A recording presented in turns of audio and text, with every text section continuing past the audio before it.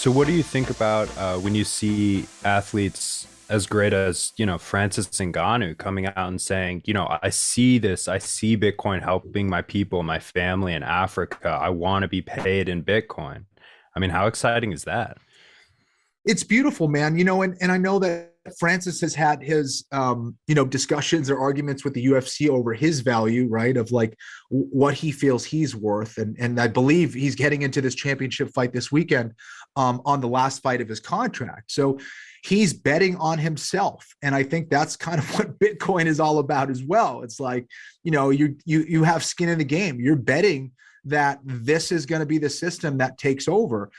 Him being from Africa and seeing how the monetary policies in the various countries have gotten completely out of control due to corrupt politicians everywhere. He realizes that this is their one saving grace. This is not only his ability to preserve his value, but also for a way for him to kind of give back and be a part of this revolution that is happening in Africa, which I think is really beautiful. And no matter what job you have, you certainly want to get something and get some kind of number or have some kind of value that you can preserve over time. But I think for fighters, especially, I mean, what's your body worth? What's your brain worth?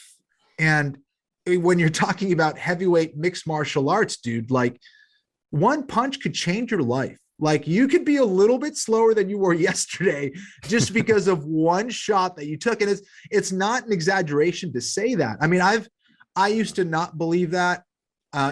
Then people will be like, well, did you see that dude at the boxing gym? Like he's way slower than he used to be. He's not, Yeah. you can't really understand. I'm like, well, that's boxing that you can only get hit to the head, not MMA, bro. Like you can grapple and you don't get hit as much. And you're like, nah, man, like people are learning how to punch really hard with 4-ounce gloves. And and then I started seeing it with guys that I came up with where I'm like, he sounds different. He's not the same kind of dude. And it's scary, man. Like, so again, what is that worth? Like, you can't fight forever, and it's like you have all that money in the world, but now you're eating like filet mignon smoothies because you can't chew your food or something. It's so as far as Bitcoin goes, like if I have a choice to get paid and my body is on the line, I want it to be Bitcoin too.